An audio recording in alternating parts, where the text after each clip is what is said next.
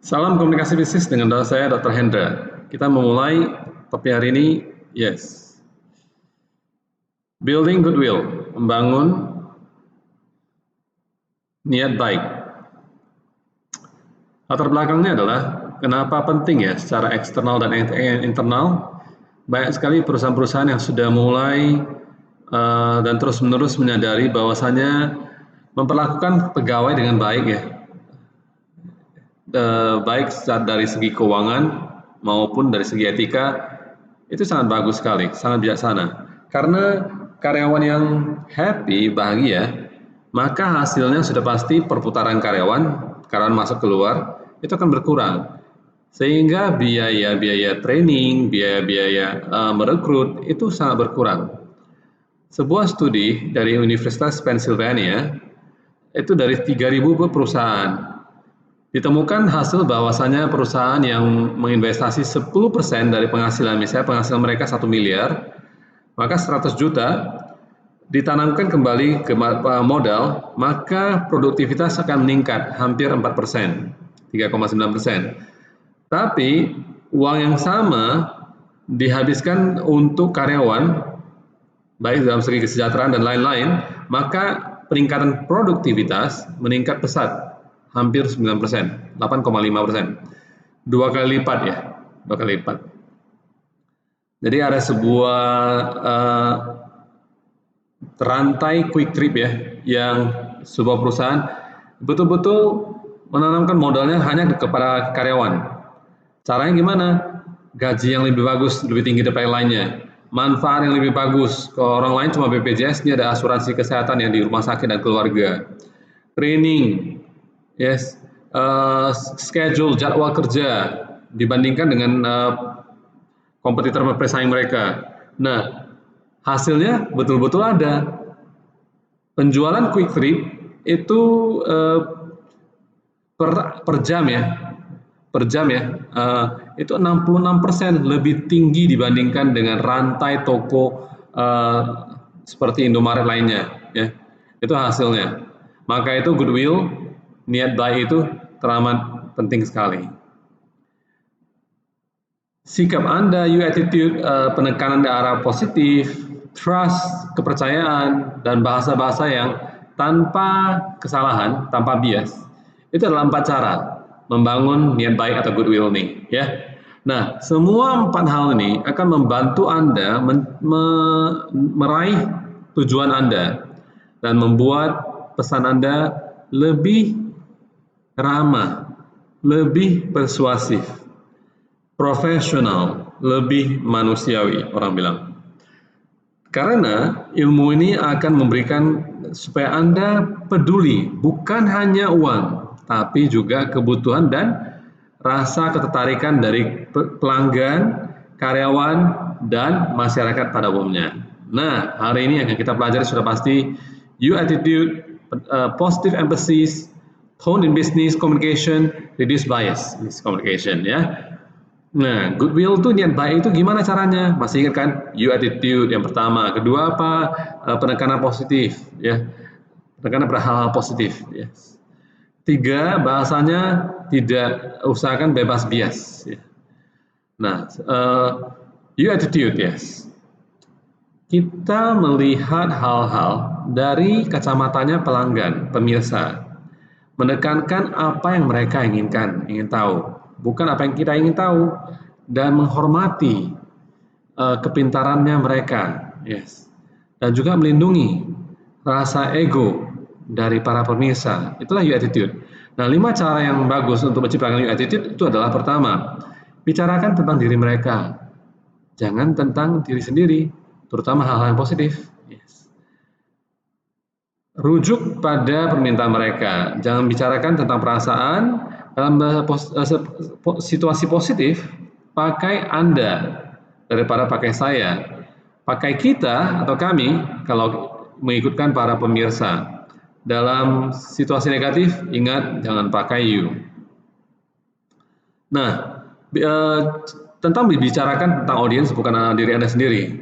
Anda perlu bicarakan bagaimana pesan itu ya berdampak pada yang namanya pemirsa.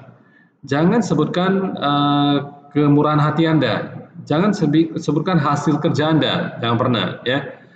Nah, tekankan apa yang mereka ingin tahu. Tekankan apa yang mereka ingin tahu. Oke, contohnya, yang kurang sikap Anda.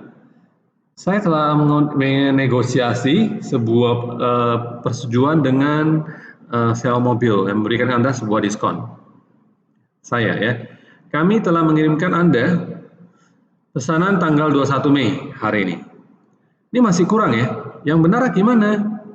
Nah, Anda mendapatkan 20% diskon saat Anda menyewa mobil dari Apex, perusahaan kami. Yang benar gimana? Yang kedua, 3 kelompok koin yang Anda pesan akan dikirimkan hari ini. Dan seharusnya akan tiba paling lambat tanggal 6 Juni. Begitu caranya supaya membawa You Attitude. Merujuk pada permintaan dari audiens ataupun perintah mereka secara spesifik, guys. Nah, kalau mereka minta apa, maka Anda perlu penuhi, bukan secara umum ya, generik ya.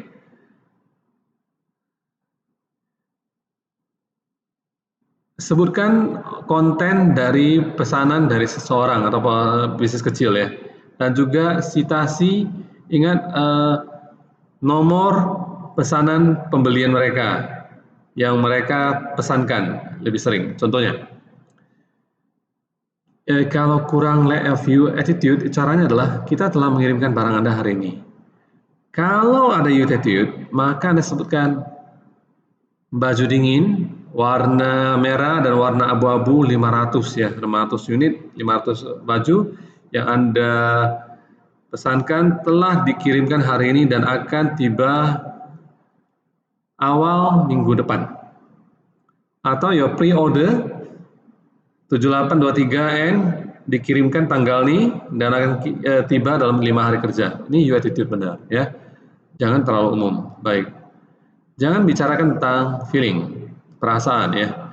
Karena jangan juga prediksikan respon dari audiens. Hanya ekspresikan perasaan ketika pakai feeling ketika menawarkan simpati atau mengucapkan selamat ya. Contohnya, tidak ada you attitude ya. Kami bahagia untuk memberikan kamu sebuah pinjaman 2.000 US dollar. Anda akan merasa bahagia untuk mengetahui bahwa permintaan retur Anda telah disetujui. Kalau you attitude, maka begini caranya. Anda sekarang mempunyai sebuah pinjaman 2.000 US dollar dengan Visa. Jadi bedanya itu we dan you itu beda ya.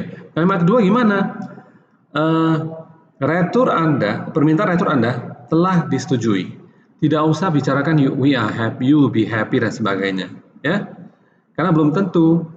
Bisa sampai di sini? Yes. Dalam situasi positif, pakailah Anda lebih daripada I. Caranya gimana? Pakai you dalam positive situations. Jangan sekali-sekali pakai I dalam pesan. Dan hindari kata we kalau tidak mengikutkan para pemirsa ya. Contohnya, kami menyediakan peralatan olahraga untuk seluruh karyawan. Apakah Anda dan saya? Oke. I will schedule, saya akan menjadwalkan sebuah tanggal due date ya, deadline yang paling terbaik untuk jadwal saya. Yang benar adalah your attitude. Anda sekarang mempunyai akses kepada alat-alat olahraga yang paling baru ya, sebagai seorang karyawan yang full time di perusahaan BNF. Kan enak ya? Ya, benar ya. Kami akan menjadwalkan tanggal deadline setelah kita bertemu. Setelah kami bertemu. Seperti itu ya. Nah, dalam situasi positif ingat supaya menjaga ego dari audiens ya. Jangan sampai menyalahkan orang. Pakai kalimat pasif ya. Pakai kata-kata yang impersonal. Bicarakan tentang barang, bukan orang ya. Ya. Oke.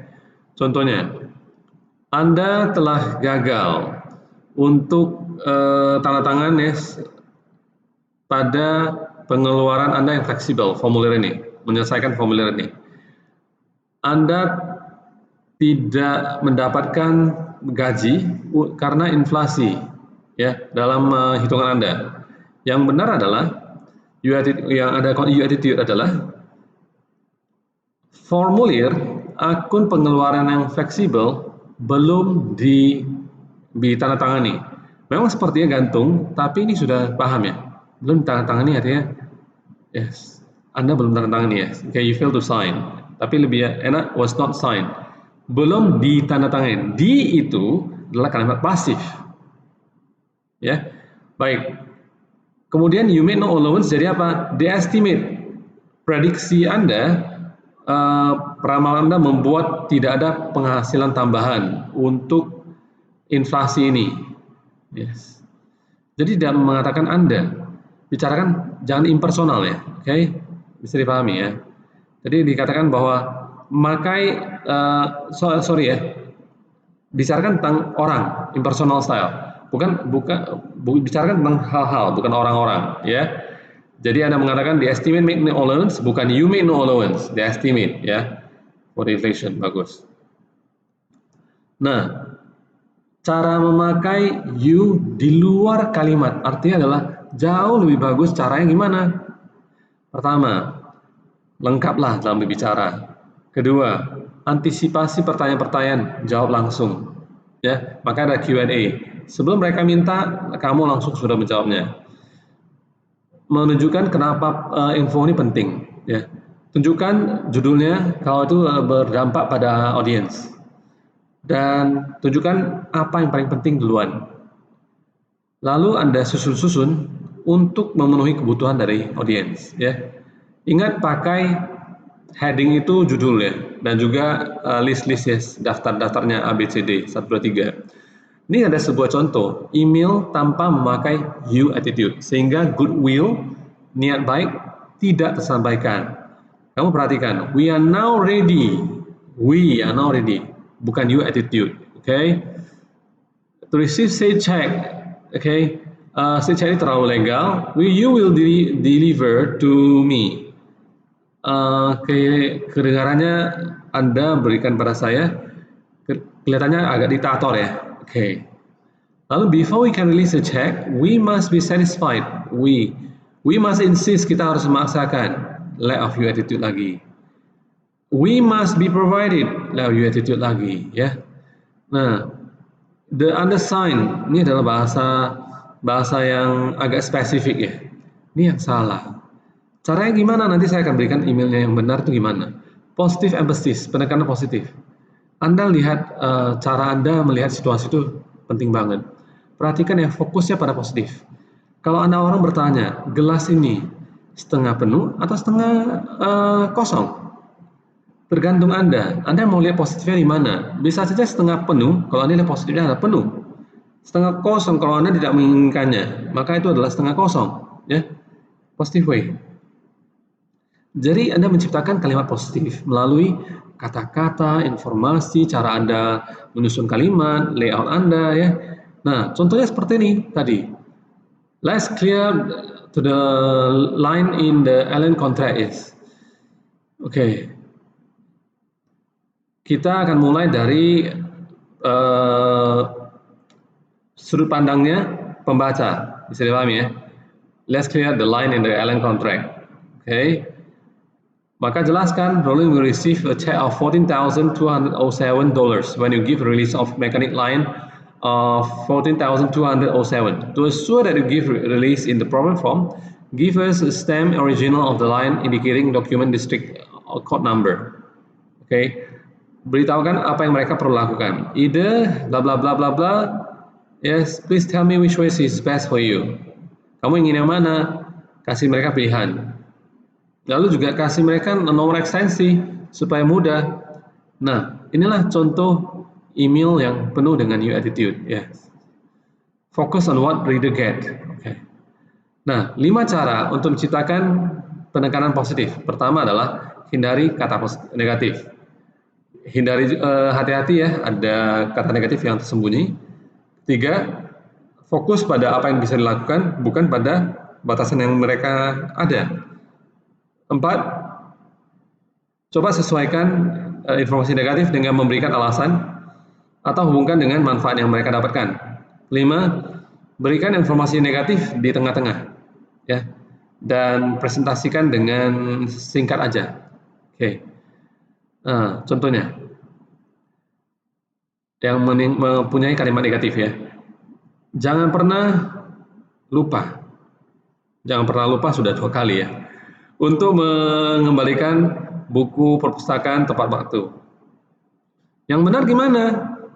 Selalu kembalikan buku perpustakaan tepat waktu. Positif kan? Yang negatif, karena Anda gagal membayar tagihan, maka tagihan Anda dibekukan. Oke. Yang benar adalah akun Anda sudah lewat masa. Ya, gitu ya, lewat masa. Oke. Lanjut. Hidden negatif, kalimat negatif yang tersembunyi. Saya berharap inilah informasi yang Anda inginkan. Informasi apa? Nggak ngerti kan? Jadi yang terlampir adalah brosur tentang cara bergabung dengan kami, asosiasi pensiunan GMI. Contoh lain adalah negatif, hidden negatif, tolong bersabar sampai kita mendapatkan sistem yang otomatis. Yes. Yang benar gimana? Anda akan mendapatkan informasi dengan langsung tentang rumah manapun di pasar saat sistem otomatis kami berjalan ya. Jika ada pertanyaan, silakan hubungi Sheryl Brown. Gitu ya, itu bagus sekali. Nah, fokus pada apa yang bisa dilakukan. Contohnya negatif gimana? Anda tidak akan mendapatkan uang Anda balik sampai Anda mengirimkan nilai official Anda, nilai resmi Anda. Lebih bagus adalah untuk menerima uang Anda, kumpulkan laporan resmi nilai Anda di akhir semester, gitu ya. Fokus pada yang mereka bisa lakukan ya.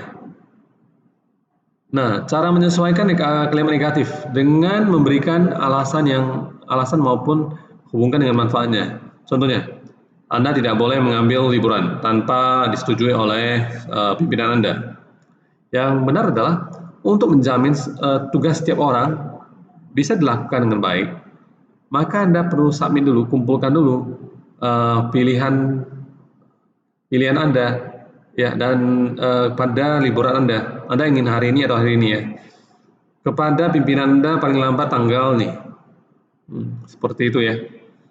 Nah, lanjut. Hal negatif taruh di tengah deh, taruh singkat aja. Caranya gimana? Ditaruh di singkat paragraf, jangan taruh di paling bawah halaman 1, tidak boleh ya. Dan jangan pula dikasih angka-angka maupun kasih tanda-tanda nih, pertama, kedua, ketiga, jangan ya. Dan sesingkat mungkin deh ya. Dan berikan cuma sekali aja, jangan 2 kali. Oke. Nah, tone, power, and politeness. Nada Anda, penting ya. Nada Anda itu mencerminkan sikap Anda ya terhadap pemirsa Anda ya. Good tone itu adalah business-like, not stiff ya. Friendly, not phony. Confident, not arrogant. Polite, not groveling ya. Kemarin sudah dijelaskan saya kira. Nah, contohnya level of politeness.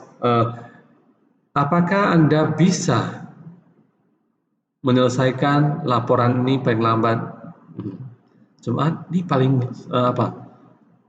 di bawahnya lagi, laporan seharusnya dikumpulkan hari Jumat. Sedang silakan kumpulkan laporan Anda paling lambat. Yang paling rendah kesopanannya, kumpulkan tugas Anda paling lambat hari Jumat. Nah, ini ada yang tolong tengah-tengah. Lalu bicarakan tentang hal-hal, benda, bukan orangnya. Progress report should be turned ya. Lalu yang terdapat, bisakah Anda menyelesaikan? Yes, bukan mengumpulkan ya, menyelesaikan ya. Lanjut, bahasa yang bebas dari kesalahan. Kata-kata yang tidak berdiskriminasi jenis kelamin, usia, etnis, ras atau suku, kondisi fisik, dan juga agama. Ya. Jadi kita perlu menyebutkan yang namanya jenis kelamin itu secara netral. Bukan businessman, tapi kita katakan business person. Bukan woman doctor, kita bilang doctor aja udah. Bukan manning, man itu kan pria, staffing aja ya. Jadi jangan asumsi setiap orang itu adalah sudah menikah atau heteroseksual gitu ya. Oke. Nah, hindarilah panggilan kerja yang penuh dengan jenis kelamin. Misalnya aktris, repairman, chairman, salesman, foreman, waitress, oke. Pakai Miss sebagai cara panggil yang sopan untuk wanita. Yes, kalau ada jabatannya boleh dipakai ya. Pakai Miss atau Mrs. Ya. Mrs itu nyonya hanya jika audiens mengizinkannya. Jadi Anda perlu putuskan cara panggilan yang pantas itu seperti apa ya untuk menyapa mereka ya. Dan hapuslah kata-kata yang mengandung jenis kelamin ya.